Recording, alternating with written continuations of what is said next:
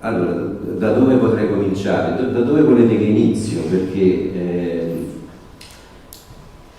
io ne sono occupato, mi occupo di violenza sui bambini in ambito ecclesiastico, sui bambini e le donne, che sono dei primi che hanno una matrice comune molto forte, storicamente molto stringente.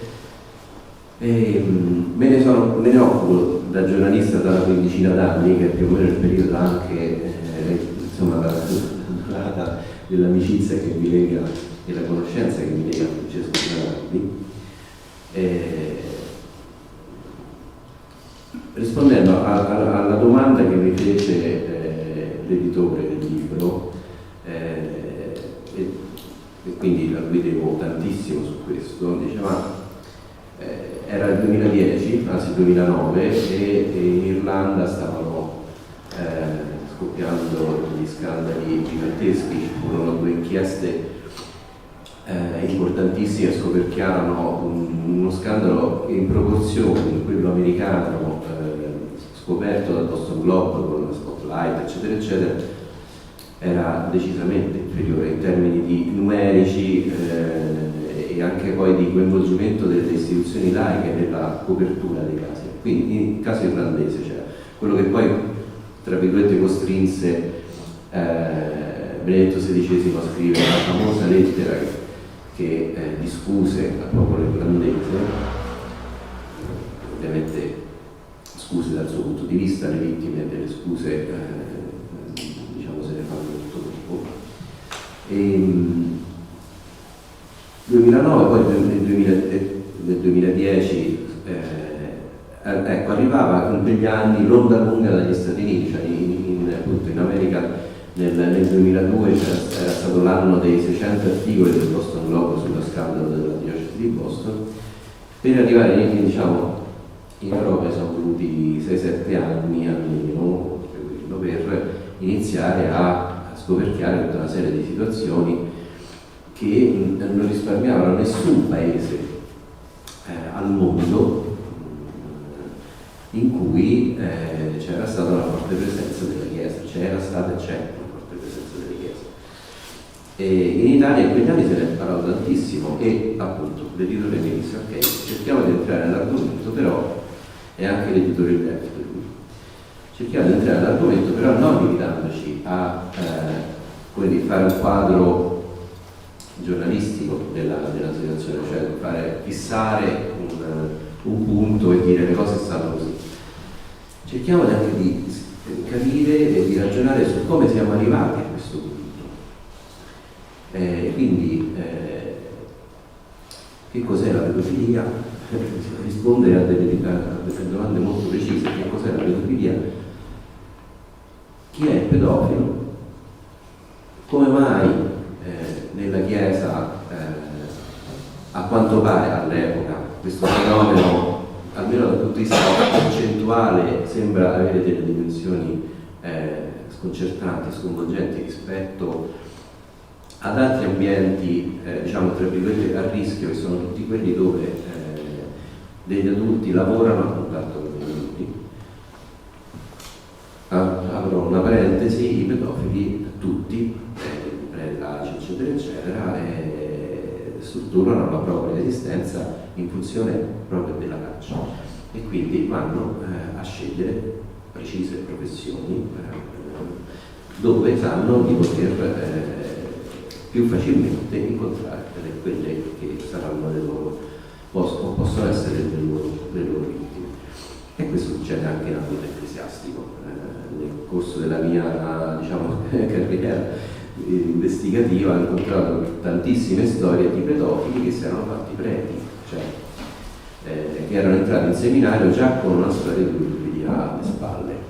Don Ruggero Conti, il caso romano, molto noto, insomma, era uno di questi. Don Ruggero Conti era il garante della famiglia per il candidato sindaco di Roma Gianni Alemanno, appunto intorno al 2007-2008. E quindi Che mi è successo? Mi ritrovo da giornalista a dover fare, tra virgolette, lo storico, perché chiaramente la storia della pedofilia non è una storia di oggi, nemmeno solo del secolo scorso. Avendo fatto il classico ricordavo che i vari insomma, intorno alla mia idea circolavano tante voci molto particolari, per cui ho pensato, ma andiamo un po' ad approfondire, cerchiamo di capire che cosa, se c'è un link tra quello che è successo in Grecia nel 2500 anni fa e quello che poi in tutto l'Occidente si è sviluppato, perché appunto poi iniziando a sbucciare i libri di storia, chiedendo da giornalista, intervistando storici, sociologi, esperti insomma della materia, man mano che andava avanti usciva fuori che appunto questo crimine attraversa 25 secoli di storia occidentale praticamente indisturbato. Sì, c'è questo quello che era iniziato, cioè quest'idea del bambino come tavoletto di cera da plasmare, quindi da educare in tutti i sensi, si traduceva pure in un'iniziazione di un certo tipo che per alcuni aveva un carattere di sessualità, ma andando a vedere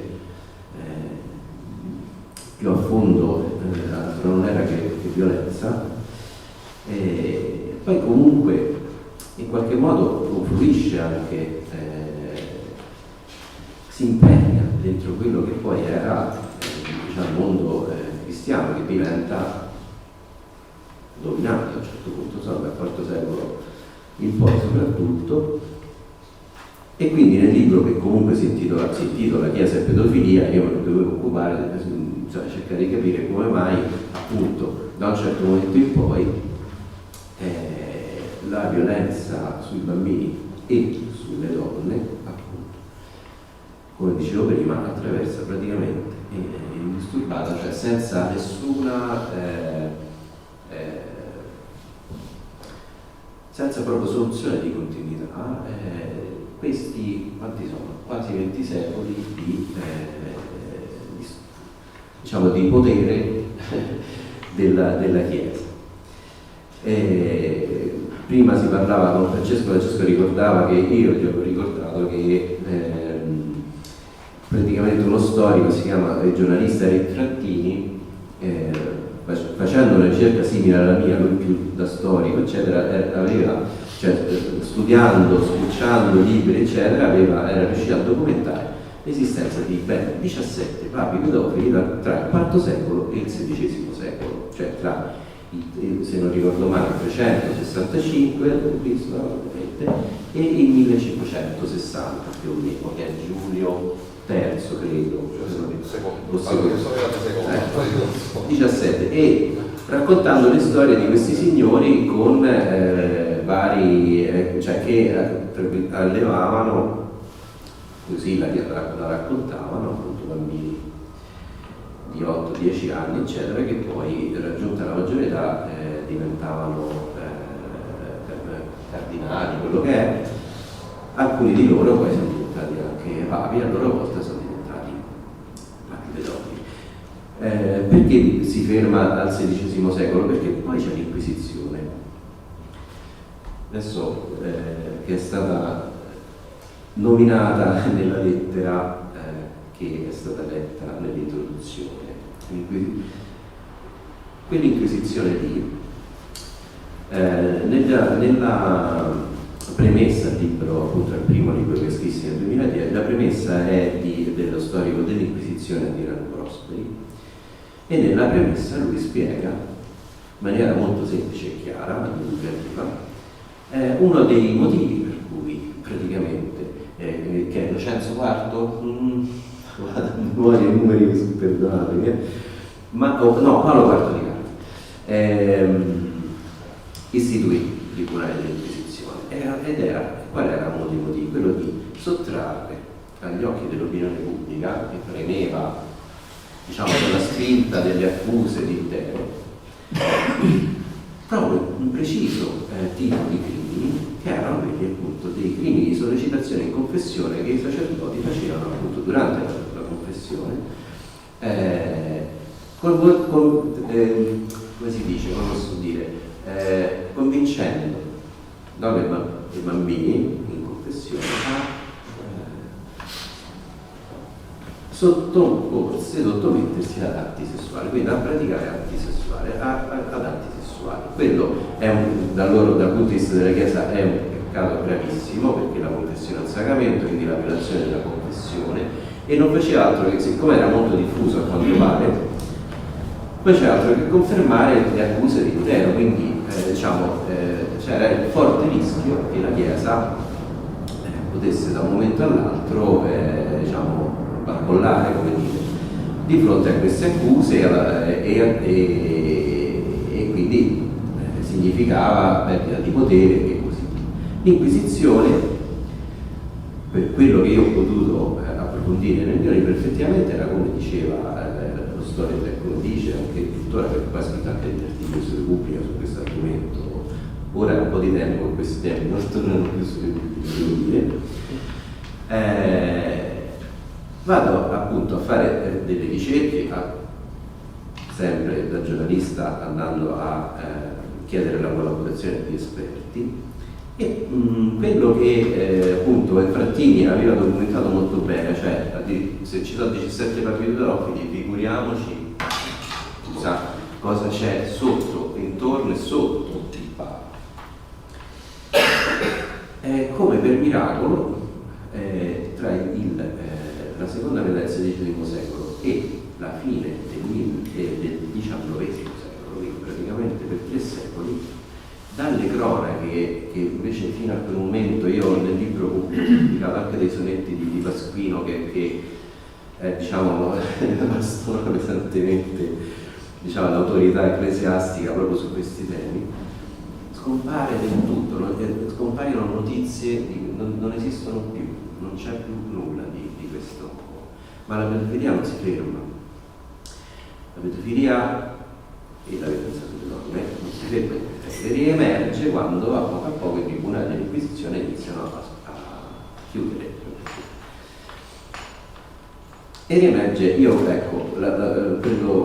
tra virgolette, la scoperta che ho fatto è nel secondo libro, che ho dedicato espressamente al caso italiano. Nel primo libro parlo della storia praticamente da Platone fino ai nostri giorni, ma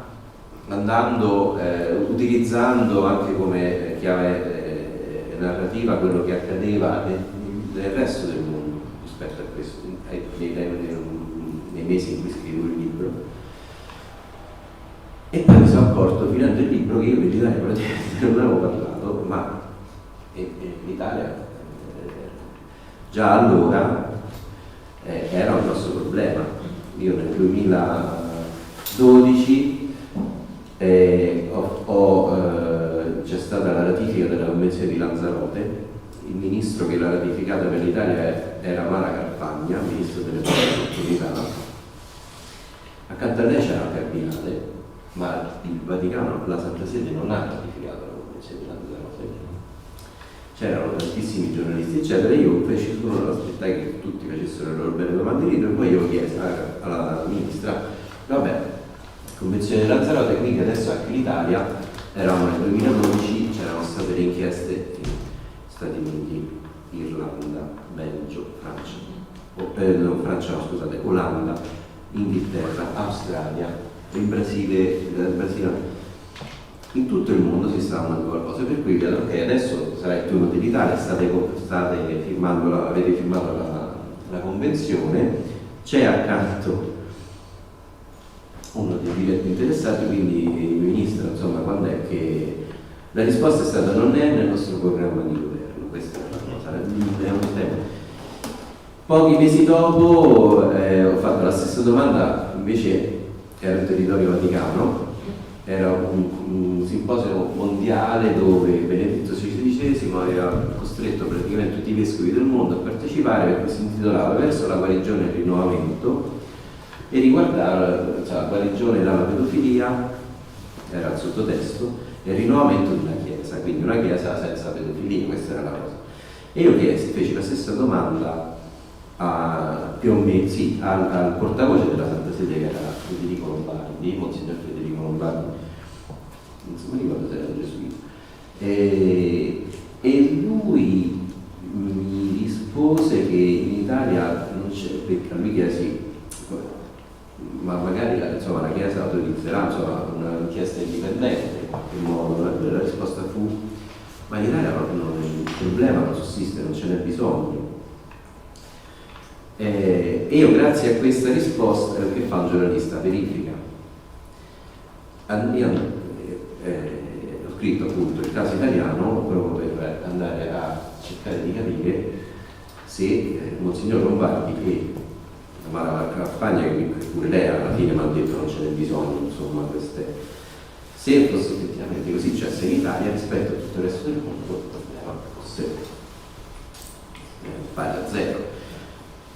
Dal 1870 fino al 2014, 2 mesi prima ho chiuso il libro, io non ho trovato un mese senza, diciamo così, senza episodi da raccontare o raccontati. Sono andato a cercare negli archivi degli Stato, c'è giornali, libri, proprio la differenza rispetto ai primi anni del 2000 è che, per esempio, ai primi anni del secolo scorso, quando emergeva uno di questi casi, la gente scendeva in strada e dava fuoco direttamente alla parrocchia dove era avvenuto il fatto. E di questi casi ce ne sono tantissimi anche dalle parti di casa di Francesco, dove poi appunto negli anni purtroppo la situazione è cambiata pesantemente, cioè come nella lettera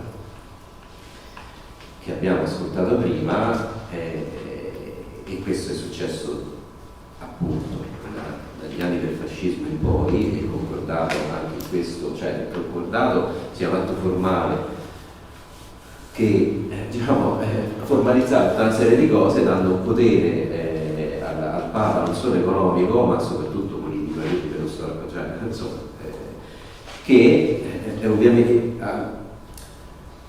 in termini politici significava, rispetto a questo determinato problema, lo Stato non entra più nelle vostre questioni.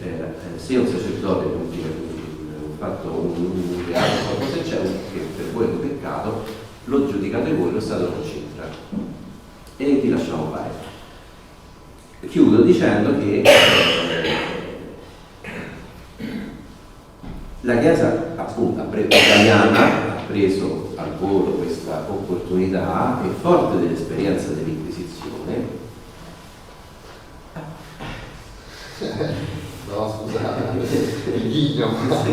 Forte dell'esperienza di 3 secoli e mezzo di Inquisizione, utilizzando quegli stessi sistemi, che ha fatto? Molto semplicemente, ogni qualvolta succedeva un fatto e ogni qualvolta c'era il pericolo che questa cosa emergesse all'esterno, ha preso questo sacerdote, come prima si faceva anche nel resto del mondo, adesso non lo fanno quasi più, e dopo averlo redarguito, pesantemente invitato a pregare, a dire qualche Ave Maria, eccetera eccetera, magari in una delle strutture ce n'è una qui vicino a Caravaggio, di queste che chiamano sacerdoti in difficoltà, dove li nascondono e li tengono per un certo periodo di tempo per rimetterli in sesto.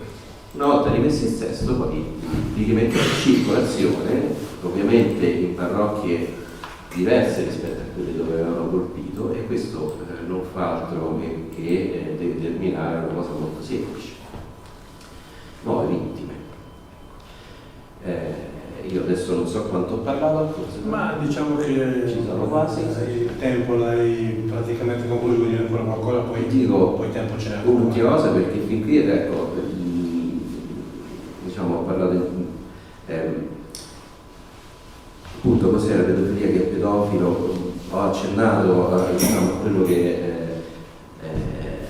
è l'interesse della Chiesa, cioè che ovviamente è quello a salvaguardare prima di tutto l'immagine pubblica propria, quindi in seconda battuta quella del Papa o viceversa. In gioco non entra mai l'interesse per la salute psicofisica o delle potenziali vittime. Ma questa è la Chiesa. Lo Stato italiano, il problema grosso dal mio punto di vista è la totale assenza dello Stato italiano rispetto a questo tipo di crimine feroce, violentissimo, che è purtroppo molto presente nella nostra società. Ovviamente non è una questione solo della Chiesa, è la pedofilia per l'80%, diciamo, non piacciono le statistiche, è un problema che avviene all'interno della cerchia dei conoscenti del bambino, e tra i conoscenti del bambino ci sta anche il sacerdote. Questo. Il punto è, sì, lo Stato per il concordato, e magari di questo ne parlerà l'avvocato, si è legato alle mani da solo, e non solo per il concordato. Ma un problema, e lancio proprio qui concludo, un problema grandissimo secondo me è che molto probabilmente ancora non si ha ben chiara qual è la realtà umana del bambino, perché noi ancora oggi sentiamo dire che, anche da sacerdoti ma non solo, che è il bambino che ha provocato la vita, che è lo stesso discorso, e mi ricollego all'inizio, davvero chiudo, che entra in gioco quando c'è la violenza su una donna, che è un discorso violentissimo, cioè colpevolizzare 2 volte la vittima. Nel caso del video recupere c'è un grosso problema che non viene mai sollevato quando si sente fare un'affermazione del genere. Il bambino non ha sessualità, perché se non ha ancora una dimensione interna sviluppata per poter rispondere a una richiesta. Quindi, tra l'altro, quella del genitore non è mai una richiesta di imposizione. Se non c'è anche dal punto di vista, andato fisiologicamente parlando, se gli organi non sono sviluppati, come si fa a parlare completamente, come si fa a parlare sessuale? E quindi se non c'è la biologia, il bimbo, la bimba non ha una piena consapevolezza di sé, quindi anche solo parlare di crimini della natura sessuale dal mio punto di vista è sbagliato. Crimini violenti, Violenza pura. c'era lo psichiatra Massimo Fagioli, lui definiva la pedofilia l'annullamento della realtà umana del bambino, e ovviamente si parla in termini psichiatrici.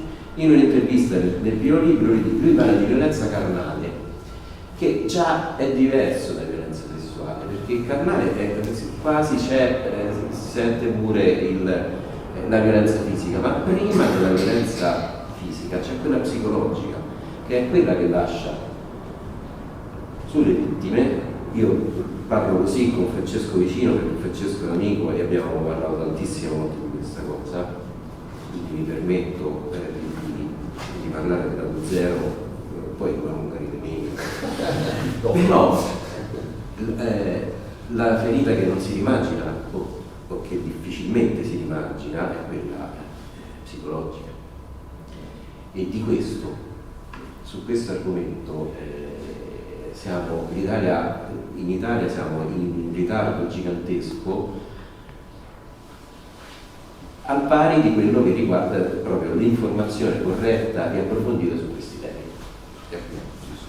Grazie.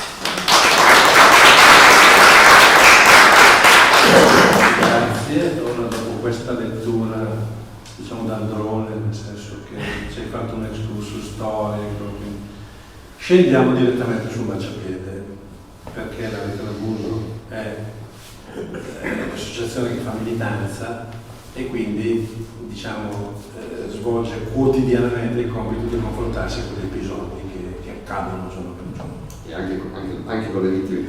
E anche con le vittime. Quindi passo la parola anche noi in Francesco, ce lo spendiamo, della Rete d'Abuso, che dal suo osservatorio ci racconterà la guerra vera, come lascia i morti sulla strada. Apro una parentesi su quello che diceva Federico. Abbiamo, vedete sulla mappa, qua è Bergamo, sotto il puntino Bergamo, questi casi, ve li spiego i colori dei ce li abbiamo dopo. I quadratini sono le comunità di cura per preti pedofili e a Bergamo avete centro di spiritualità, patronato San Vincenzo e Santa Maria del Fonte Valle via Giordano, scusate, Giovanni XXIII, pardon, ho visto male, ecco, chiuso la parentesi. Ora qui ritorniamo a questa mappa, volevo però partire da un discorso che tra l'altro ho cercato un attimino di risolvere senza riuscirci, nel senso perché non ci sono dati ultimamente, tuttavia io sono un sopravvissuto, cioè sono stato vittima dagli 11 ai 16 anni e poi sono stato dormiente fino ai 40, perché in realtà non ho mai sentito di essere stato abusato fino a una certa età, ovviamente, no? Poi a 40 anni c'è stata una elaborazione che nel mio caso non fa finire bene, perché in genere l'elaborazione della vittima è violenta, anche perché quando emerge a 40 anni uno è fregato, nel senso la giustizia è tutto prescritto, ci siamo, e quindi diciamo uno si trova davanti alla consapevolezza, però poi non ci può fare niente se la tiene, no? Resta sua. E quindi diciamo, ne parlavo prima con Francesca qua sotto, dicevo, fortunatamente io l'ho presa in positivo, dando vita alla causa, no? Io vedo i nostri assistiti, e questo è un discorso che facciamo spesso anche quando si riunisce l'ufficio, perché i nostri assistiti, finito il loro caso, se ne tolgono. Qualcuno magari non capisce perché se ne tolgono e dicono ecco sono degli opportunisti, no, in realtà non è questo, è proprio reagisci, no, perché nel tuo caso poi non ce la fai più, ecco, diciamo che non sono tutti così forti da in qualche modo poi continuare ad avanti. Io stesso, poi i colleghi adesso mi conoscono e sanno che come lavoro e che non lo faccio con problematiche a mio danno, no? Ma all'inizio anche Mario, no? Giustamente ha pensato che mi facesse male, no? Questo lavoro, cioè di continuare a riesumare questo trauma, no? Poi di vittima che arriva, io riesumo anche il mio di trauma insieme alle vittime. Ora, io qualche giorno fa appunto mi sono un attimo concentrato per vedere un attimino i dati statistici che abbiamo in Italia, che sono pochissimi, tuttavia sono riuscito a tirar fuori quello che volevo tirar fuori, ed è in questo articolo poi come e chi alimenta la pedofilia in Italia, è un po' più lungo di quello che dirò adesso, tuttavia ci sono dichiarazioni, diciamo stando ai dati statistici effettivamente sono vere, dove si dice che i casi di pedofilia, di abuso avvengono più nelle famiglie. Ripeto, non è vero, ma stando al dato statistico effettivamente è vero, no? Io girando un po' in questo argomento e poi guardando i dati, ebbene, perché risultano nelle famiglie? Allora, intanto partiamo dalla dinamica dell'abuso, che poi come vedremo si ripete in qualunque ambiente. Nell'ambiente familiare l'abuso sessuale generalmente non viene mai denunciato da un membro della famiglia, neanche dalla madre, perché il padre abusa i figli, la denuncia parte dai vicini o da serie di segnalazioni dei carabinieri. Difficilmente, sono pochissimi i casi dai quali un familiare poi va a denunciare gli abusi che avvengono all'interno della famiglia. E questo ci fa capire che questo è un meccanismo. Infatti nel mio articolo poi amplifico questo ragionamento dicendo andiamo nel circolo di basket, no? Qui a Bergamo, il primo circolo di basket che capita. Le dinamiche sono le stesse che accadono all'interno della famiglia, si aggiungono un po' di complicazioni culturali, direi. E qui faccio una domanda. Ora, voi vi sentireste più tranquilli se girando per Bergamo non vedeste una sola pattuglia della polizia, o vi sentite più tranquilli se vedete passare polizia e carabinieri? Penso alla seconda, nel secondo caso, no?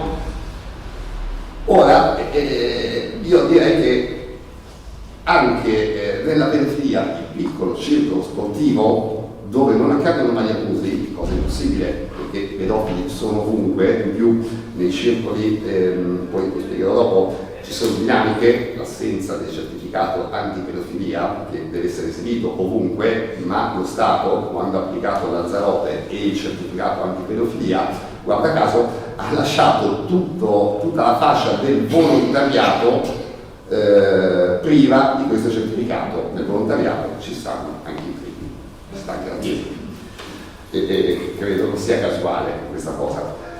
Dicevo, questo meccanismo della paura che quando c'è un caso anche nel circolo umano, no? Non si dica, perché sennò poi la gente non manda più i figli, questo è un tarlo mentale secondo me, perché io voglio dire, siccome è verosimile che non ci siano casi da nessuna parte, io mi sento più garantito se quando scoppia un caso lo denunci. Io ci mando mio figlio volentieri, lo mando più volentieri dove scoppiano i casi, perché trovo un ambiente più reale, che dove non ne scoppiano mai, perché è inverosimile. Ci siamo? È una cosa abbastanza inverosimile. Invece qui culturalmente, sia da parte dei genitori, sia da parte dell'ambiente del circolo, il ragionamento secondo me sballa. No? Il circolo dove non è mai scoppiato un caso sembra ai nostri occhi più sicuro. Dal circolo passiamo poi alla Chiesa, che è un grosso circolo, con la differenza che a diversità del piccolo circolo, questa si è ben organizzata, con sportelli diocesani addirittura. In Italia, diciamo, come diceva Federico giustamente, lo Stato si lava le mani, e tanto è che la stessa CEI ha dichiarato pubblicamente a radio e TV che delinque, perché hanno detto pubblicamente: noi non passeremo i casi che arrivano agli sportelli alla magistratura, quindi favoreggiamento, perché non li passa alla magistratura, quindi non denunciano i preti, e questi, come purtroppo vedete, poi quando arriviamo alla mappa vi accorgete bene, vengono ciclati, no? Viene tutto trattato in un grande silenzio. Quindi diciamo l'ambiente purtroppo è lo stesso di quello familiare, no? Con poi modalità ovviamente molto più amplificate, fino ad arrivare appunto, come nel caso della Chiesa, a realtà organizzate, cioè che si sono organizzate proprio per insabbiare i casi. E la Chiesa, soprattutto in Italia, è un caso esemplare ed è un caso anomalo. Io sono anche fondatore di un'associazione internazionale che è in 42 paesi. Anche l'atteggiamento degli stessi cattolici, il negazionismo, è abbastanza deleterio, no? Se noi guardiamo Spagna e tutti gli altri paesi, quando il Papa va in visita c'è sempre la delegazione di cattolici, che poi di fatto sono loro quelli a essere colpiti, no? Perché noi siamo qui, sono in mezzo atei, non penso che nessuno di voi mandi il figlio in parrocchia, e quindi diciamo i vostri figli sicuramente questo problema non ce l'hanno, ci siamo, quindi il cattolico di fatto è più interessato. Ebbene, mentre appunto negli altri paesi tuttavia la comunità cattolica si batte per anche avere la propria chiesa pulita, diciamo che gli italiani sono forzoni, no? Se è sporca gli sta bene lo stesso, no? E se poi si sporca addirittura quei figli gli sta pure bene. La lettera che avete letto all'inizio la dice lunga, una comunità, e questo capita ovunque, che invece di stare vicino a questa ragazza abusata è stata vicino al prete. E questo è tipico, questa è una cosa che succede in continuazione. Ora adesso possiamo passare alla mappa, così, così spero è stato un corto, spero abbiate capito un attimino la dinamica che si sviluppa appunto in questi casi. Adesso questa mappa la rimpiccioliamo un attimino, è la mappa d'Italia, come vedete ha un sacco di bei puntini, rossi, gialli e neri sono quelli che ci interessano, quelli blu abbiamo già detto sono le comunità per preti pedofili, e comunque come vedete sono tantissime, no? Fatevi la domanda: come mai non ce n'è una per le vittime dei preti pedofili, visto che la Chiesa vuole fare pulizia e vuole aiutare le vittime? Questa è una bella domanda. Queste comunità, lui Emanuele Aldovera hanno scritto un libro, si chiama Giustizia Divina, le hanno documentate, in realtà le chiamano comunità, poco ci somigliano, e l'uso che ne viene fatto poi, diciamo, è per parcheggiare i preti pedofili o dopo la condanna o durante le indagini in luoghi dove di fatto poi non subiscono degli arresti, no? Cioè vengono messi gli arresti domiciliari in queste strutture, però di fatto mentre se uno di noi va ai domiciliari, passano i carabinieri a fare il controllo a qualunque ora del giorno e della notte, no, lì non passa nessuno, se ne sono messi conto anche loro proprio andando sul posto, no, lì la gestione viene dalla Chiesa, no? Infatti io nel libro sono citatissimo perché abbiamo scoperto un po' insieme con Federico, no? Questa dinamica. Io la prima dinamica che ho scoperto è stata in realtà a Perugia, dove sono stati gli stessi preti a segnalarmi questa comunità. Sapevamo che c'erano, purtroppo e poi non individuato è stato un po' più difficile, tuttavia era roba che c'era già nel 2000 negli Stati Uniti, la Chiesa aveva già questo sistema.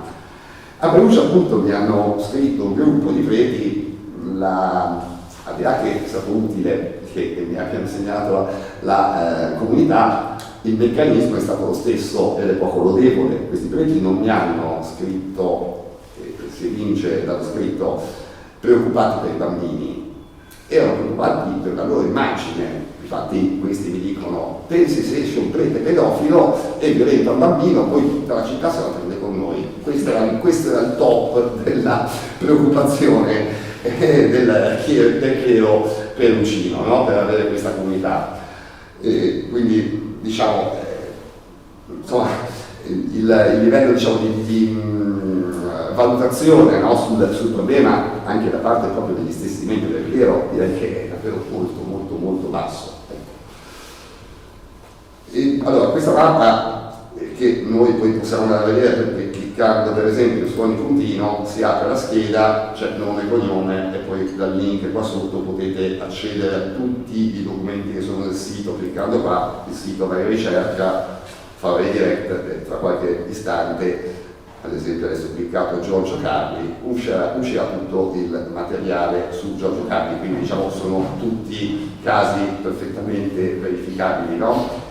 Parliamo di circa 360 casi, però questi 360 casi in realtà sono quelli che abbiamo potuto mettere pubblicamente, perché sono andati sui giornali, ci sono stati dei procedimenti penali, c'è stato qualcosa dove di fatto il nome è uscito, quindi posso dire però che ne ho altrettanti che non sono noti perché non li posso ammettere, non c'è una denuncia, la vittima magari non vuole denunciare, quindi in caso di querela purtroppo anche lì è scoperto, no? Perché sì che poi la vittima la posso convocare, ma vado a fare della violenza, se una vittima ci siamo, se la vittima non vuole denunciare, io sto qui a cercare di aiutare le vittime, non per fargli violenza portandole in tribunale forzatamente, no? a testimoniare. Comunque i casi sono moltissimi. C'è uno studio che è stato fatto da un collega irlandese, Mark Vincent Ely, che di lavoro faceva lo statistico, e questo documento che adesso andiamo a vedere colma il vuoto delle commissioni di inchiesta italiane, cioè in Italia non c'è stata mai una commissione di inchiesta. Quindi cosa ha fatto Mark? Lui ha preso tutti i dati delle altre commissioni di inchiesta. Aspettate che prendo il documento perché prima lo leggiamo è più spiegabile.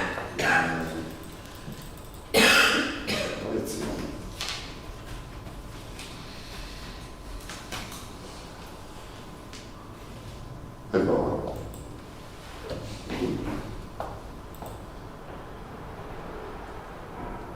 Eccoci qua. Andiamo. Ah no, ho sbagliato, non è questo.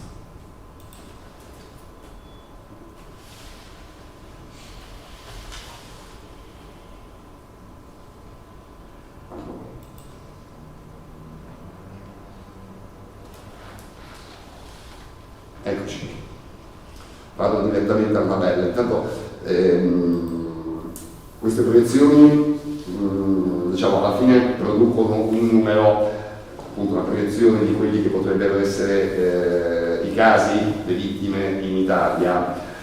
E questa proiezione si appoggia su due studi, quello di Saip e quello di Gridley. Sono due studi abbastanza semplici perché Saip era un prete che poi è uscito dalla Chiesa, però Saip, di cui si cita, è citato anche nel film Spotlight, Saip lavorava in queste case negli Stati Uniti e curava i preti, quindi ha un dato statistico diciamo concreto, no?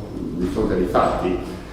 Ebbene, Saip aveva calcolato che i preti, per via delle coperture, per via del fatto che sono sicuramente più a contatto che un pedofilo normale con i bambini, no? Perché in parrocchia ci sono tanti bambini, un pedofilo normale deve andare a cercare, non ha la casa abitualmente piena di bambini. Bene, riusciva a produrre circa 200 vittime.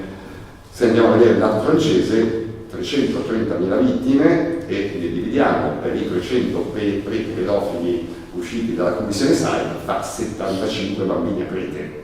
Insomma, non raggiunge i 200, ma diciamo che non sono pochi. Ebbene, lui ha preso un attimo tutti i dati, commissionisti di inchiesta australiana all'epoca, quella belga, Canada, Germania, Gran Bretagna e via dicendo.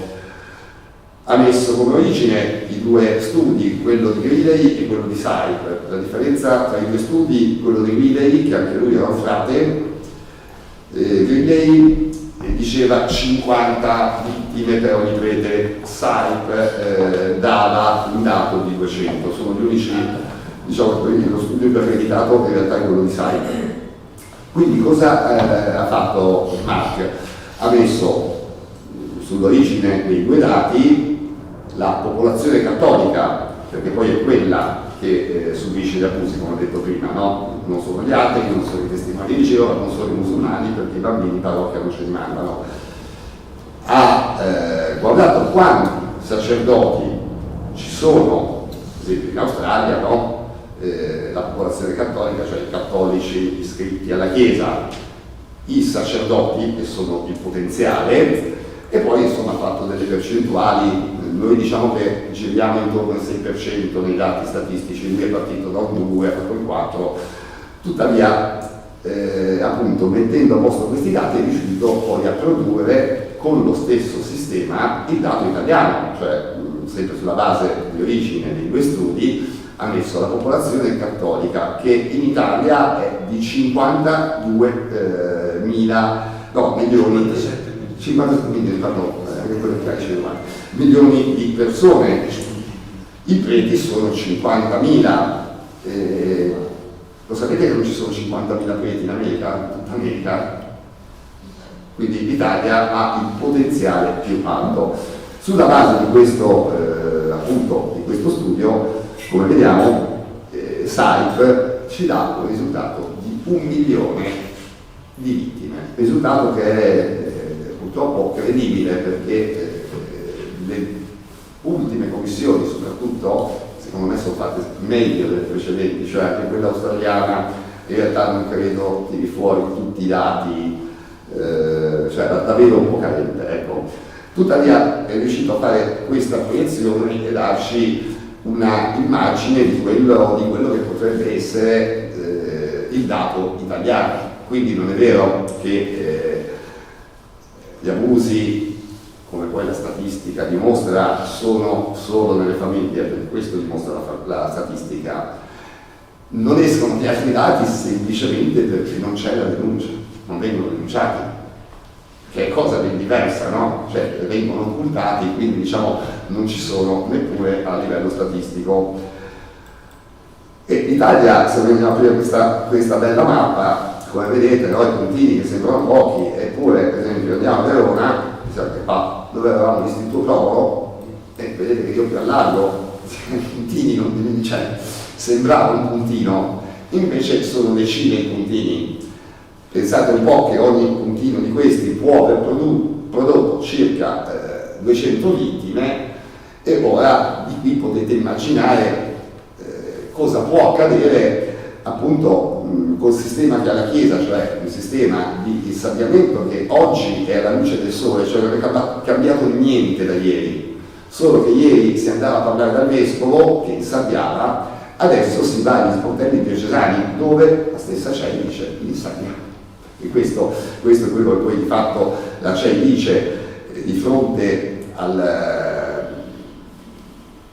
provvedimenti della Chiesa. Io non so se avete seguito, noi siamo parte civile nel caso di Enna di Don Giuseppe Rugolo, c'è stato un podcast che è uscito recentemente, si chiama La Confessione, ed è un podcast che diciamo scopre un po' l'acqua calda, perché in realtà sono cose che gli addetti ai lavori sanno, no? Nel senso io Caligiuri sicuramente no, bello, ma non ci ha detto niente di nuovo. Invece diciamo per il pubblico è molto, molto interessante, perché in realtà questo podcast non è fatto da giornalisti, cioè il giornalista non racconta la storia, no, qui sono le intercettazioni che dopo il processo di Rugolo sono state ritirate dalla Procura della Repubblica, cioè sono quelle che ha fatto la Procura o sono andate in udienza e sono abbastanza allucinanti, perché troviamo, cosa che non è successa su Enna, troviamo il vescovo che come primo passo, ovviamente omettendo la denuncia sia alla giustizia che al Vaticano,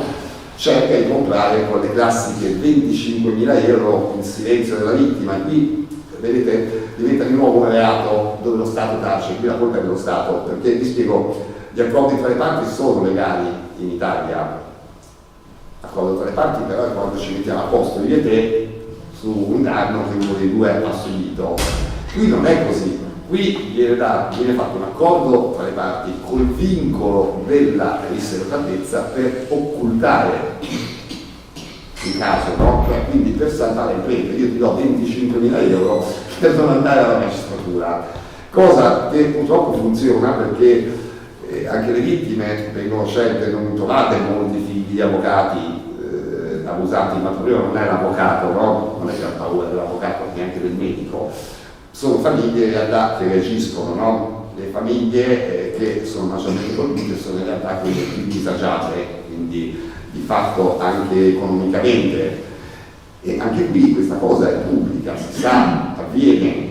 Ad esempio il caso di Enna, questa cosa è arrivata in aula, ma la magistratura, insomma, davanti anche a questo tentativo di corruzione, non è intervenuta, come non è intervenuta sullo stesso vescovo che al telefono intercettato dalla procura dice io ho insabbiato tutto, adesso siamo nei guai tutti e due, ma non nei guai con la legge, col Vaticano o con l'opinione pubblica, no? Perché il problema anche lì resta sempre lo stesso, l'immagine della Chiesa, cioè non deve uscire la cosa per via della questione pubblica, no? L'immagine.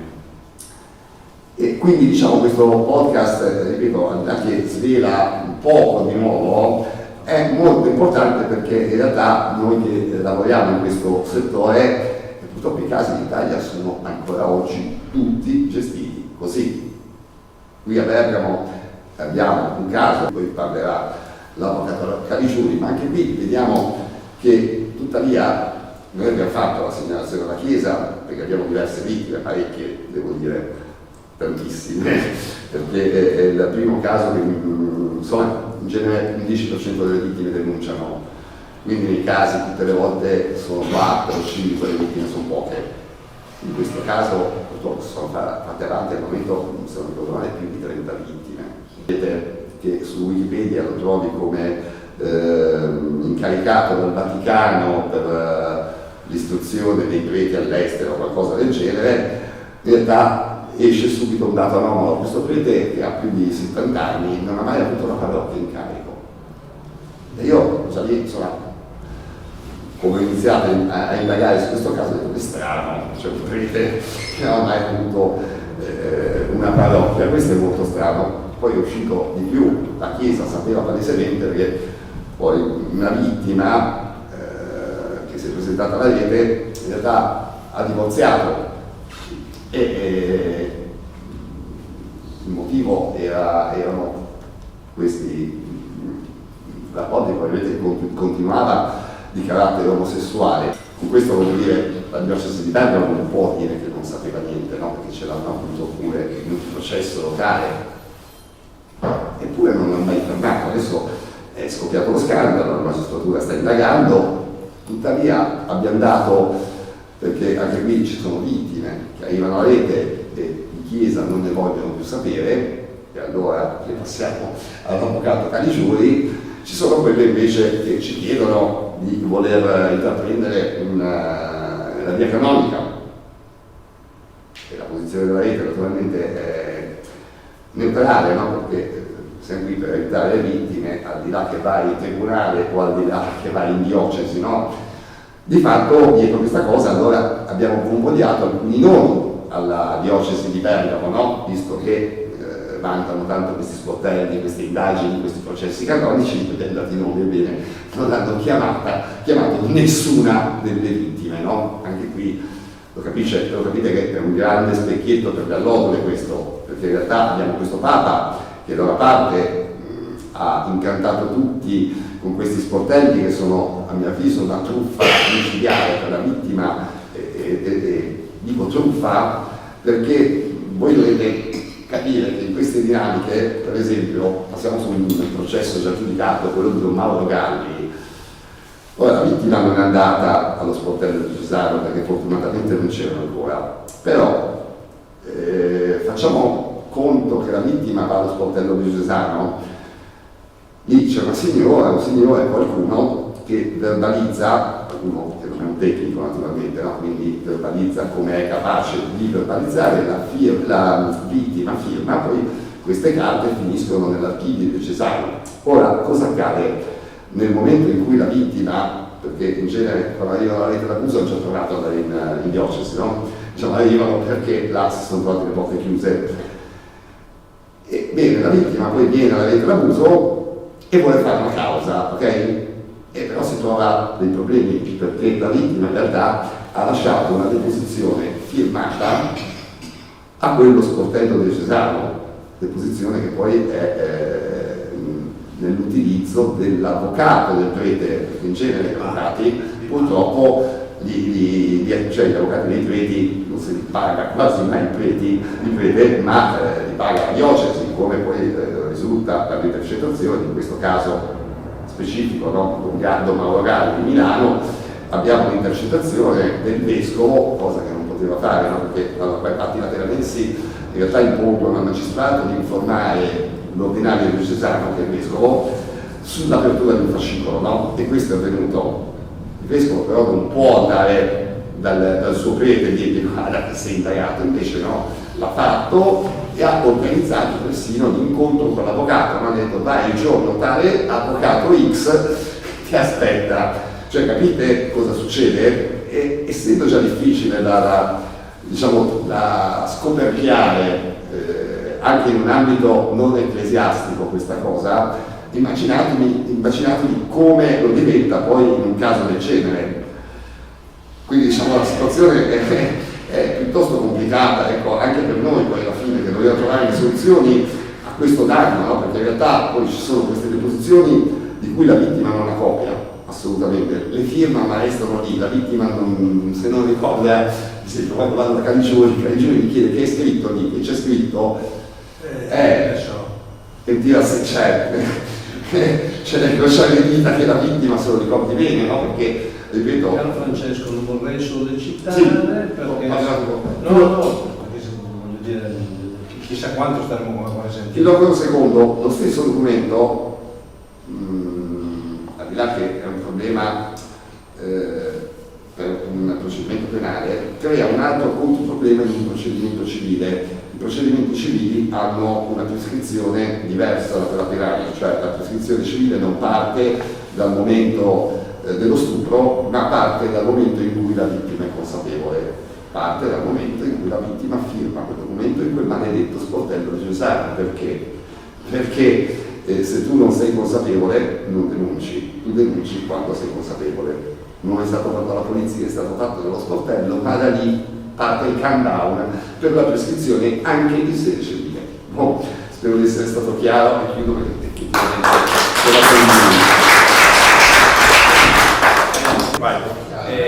Dicevo, innanzitutto grazie per l'invito, perché per noi significa la possibilità di accomunare i punti di vista e nello stesso tempo individuare prospettive comuni e creare le condizioni affinché questo contatto possa essere permanente e più. Poc'anzi esprimevo questo proposito, io sarò il più possibile breve, data anche l'ora, perché ritengo che sia estremamente importante avviare, a mio parere, l'aspetto più prezioso dell'incontro, e cioè l'interrelazione, avere la possibilità da voi di avere delle domande, dei dubbi, il possibile dare una risposta. Allora io molto rapidamente direi questo: rispetto a questo intervento c'è un'inquadratura da parte di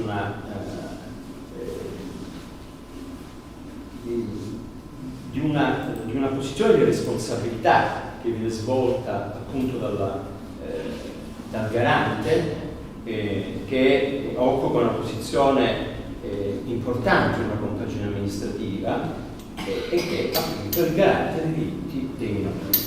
In effetti gli aspetti che sono stati indicati hanno come riferimento principale la Convenzione di Lanzarote, su cui ritorneremo rapidissimamente. L'altro aspetto che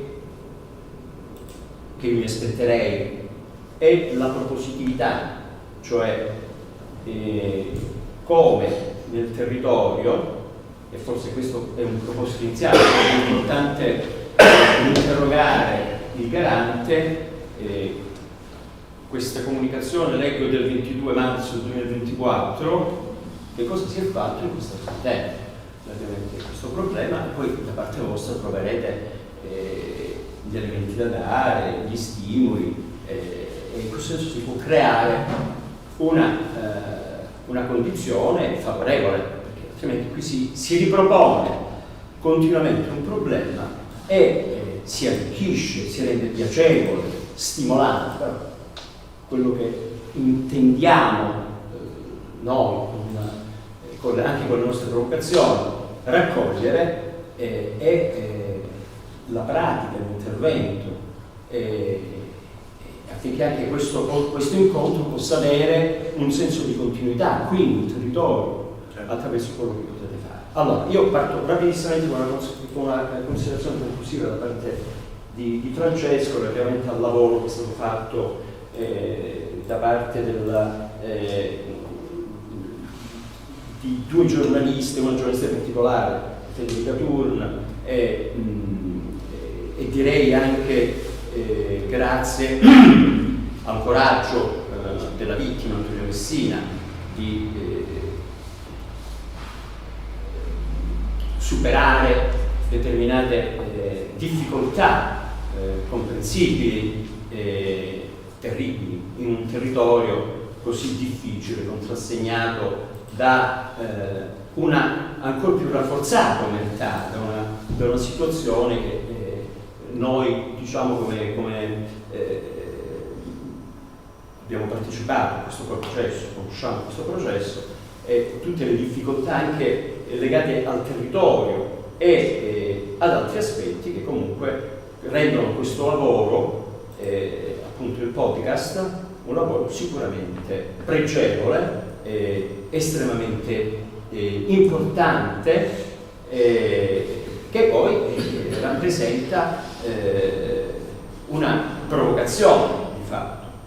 Nella sostanza ripropone lo stesso schema, come era stato considerato, che noi verifichiamo nei casi di abuso sessuale realizzati nei contesti ecclesiastici.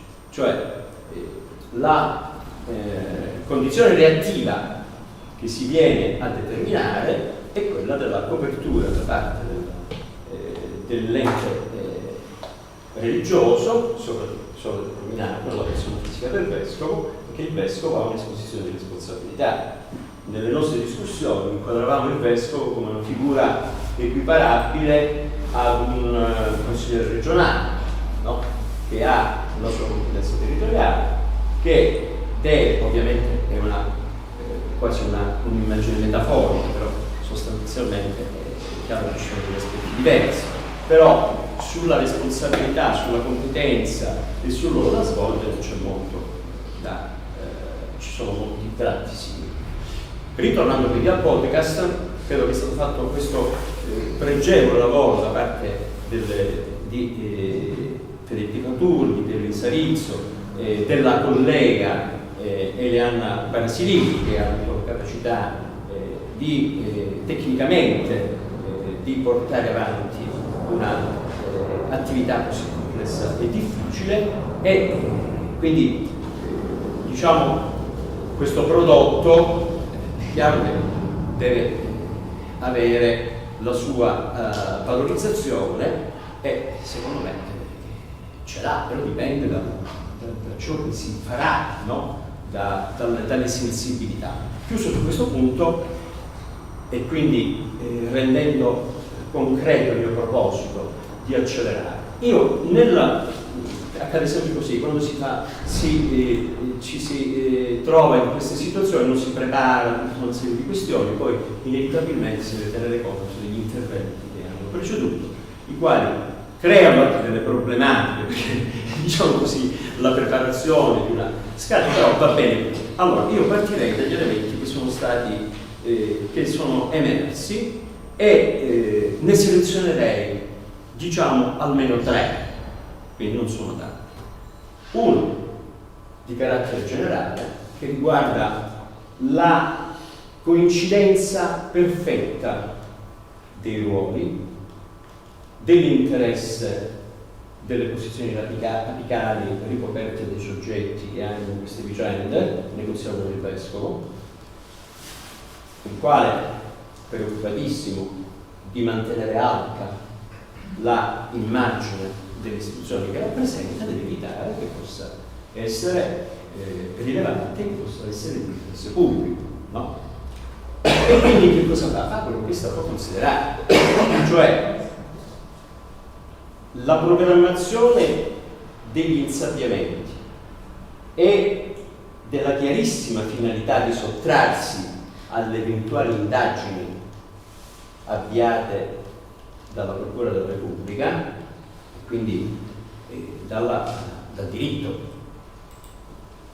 Quello sarà anche il diritto canonico, sarà anche, però io credo che il diritto, quantomeno quello che abbiamo, sia in questo senso, abbia maggiori qualità per poter entrare nelle questioni, se non altro per un elemento estremamente dirimente, perdonate, ed è il secondo aspetto, e cioè la configurazione generale di queste vicende, che noi spesso, molte volte con amarezza, rievochiamo. Cioè, nella sostanza, noi che cosa abbiamo? Abbiamo delle condotte penalmente rilevanti, che possiamo chiamare dei crimini violenti. Ok? Questi soggetti sono dei sex offender, come si dice nella letteratura. Ok? Alcuni di questi li abbiamo inquadrati con una precisa inclinazione pedofila. Prediliscono la maggior parte i maschi.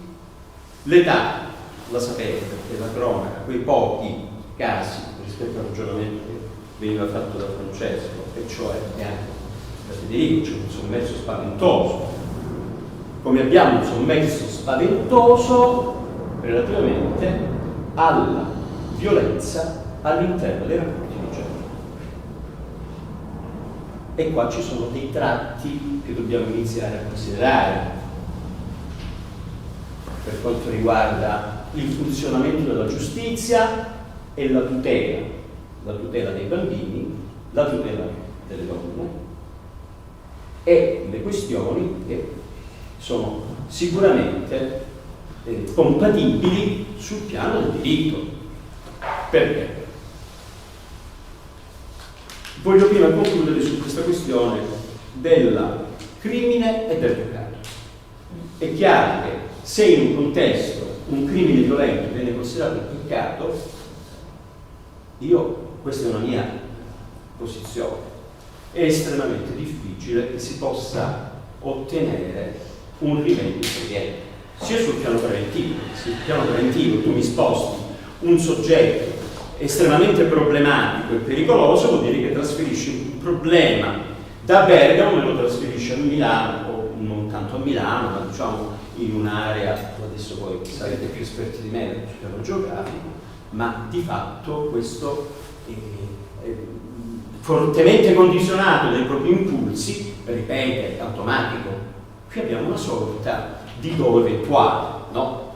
Che è una qualificazione giuridica che significa io accetto la possibilità che si realizzi un evento e quindi lo faccio.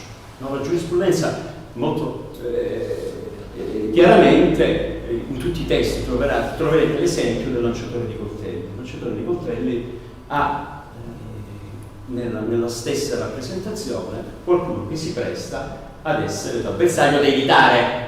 Tuttavia il lanciatore di coltelli è il soggetto, ma più il soggetto è il pericolo in questo caso, accetta questo tipo di condizione. Però ecco, se io colpisco, no, in una zona vitale la persona che si presta, la persona muore, però io accetto il rischio che ciò possa accadere.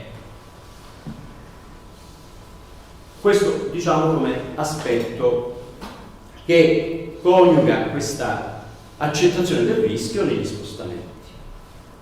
E abbiamo un'altra questione, quindi abbiamo una estrema difficoltà nella fiducia e nell'affidamento che si può riporre nella giustizia ecclesiale, nel procedimento penale canonico e via discorrendo, perché nonostante la loro profonda convinzione di poter affrontare e risolvere questi problemi, potete capire che vi è una matrice caratterizzante che stigmatizza le questioni, per cui nel peccato c'è anche un impulso all'autosoluzione, nel senso che io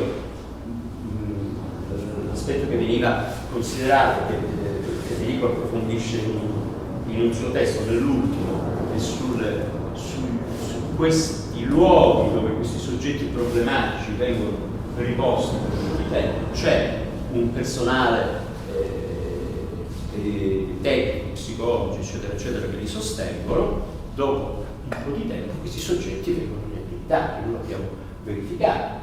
Ma questa consapevolezza di poter ottenere questa sorta di assoluzione religiosa e implicitamente anche sul piano giuridico, diciamo impropriamente, perché poi il ragionamento potrebbe invece portare a un effetto contrario, domandiamoci, condiziona o no?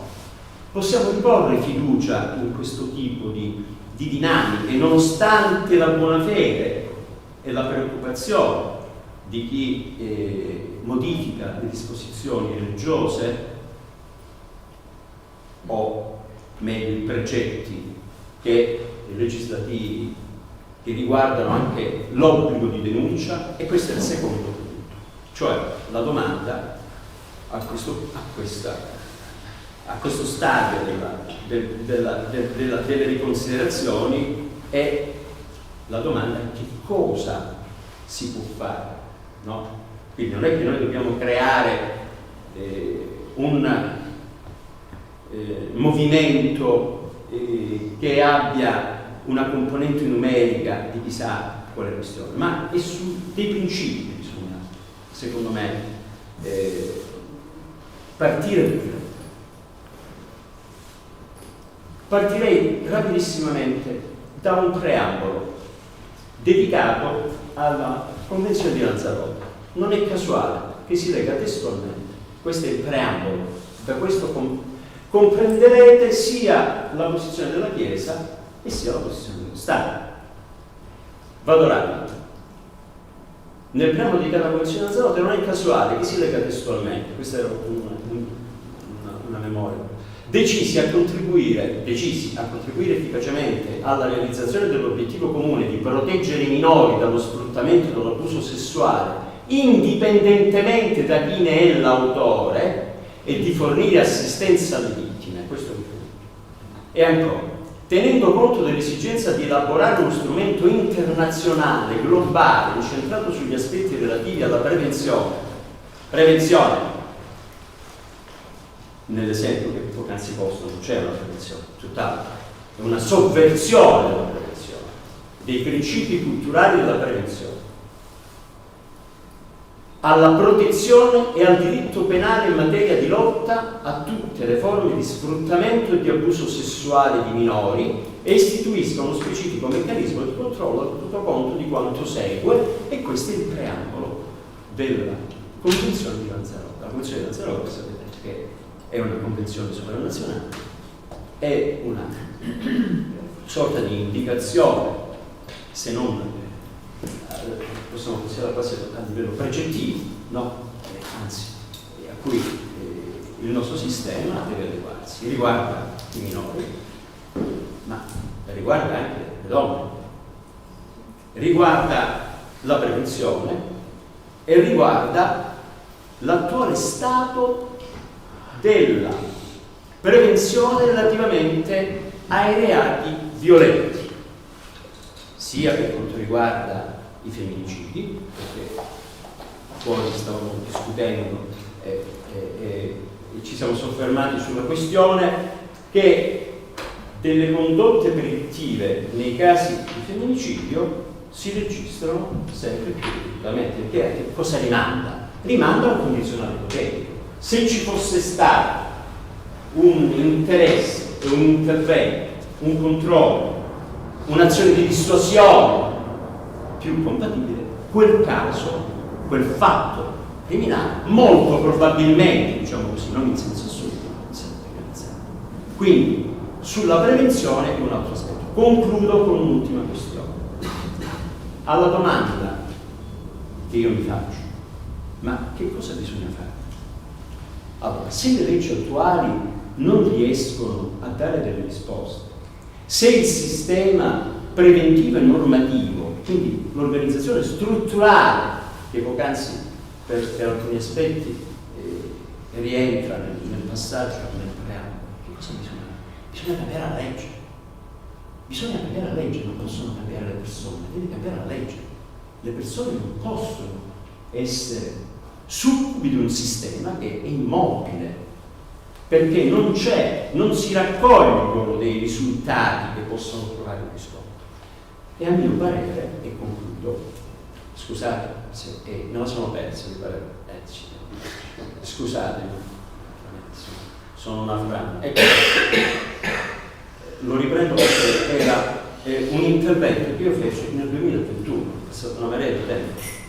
Allora, io credo che oggi il punto, che concludo veramente, state sereni come diceva qualcuno, che non è andata bene. Non ho capito dove fa vedere. No, perché lui mi ha poc'anzi minacciosamente detto: ricordati che ho la leva per la botola, superi i 20 minuti e ti tiro giù. Allora, che rapida la questione. Nel nostro codice di procedura penale, direte che palle, no, sarò molto contrario, abbiamo un articolo che è il 364, che ha come titolo omessa denuncia di reato da parte del cittadino. A mio parere il problema potrebbe essere risolto in questo modo, ma senza neppure toccare il concordare, ma non si ottenessero questo aspetto, anche se entri in collisione con altre questioni.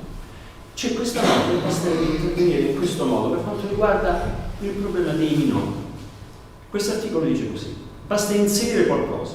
Il cittadino, quindi omessa denuncia di reato da parte del cittadino, quindi rimanda all'obbligo di denuncia erga omnes. Okay? Preti, monaci,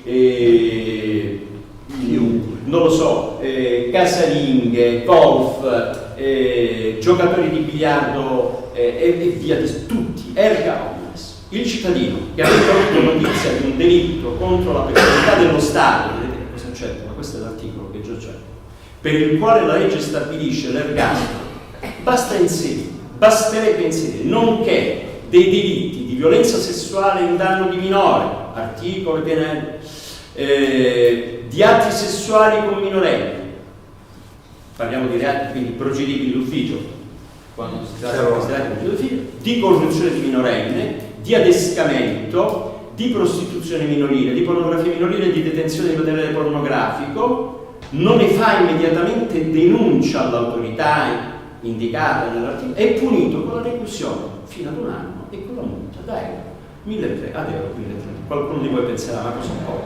Non importa. Non importa. L'importante è che ci sia una prescrizione e che renda un principio di uguaglianza concreto.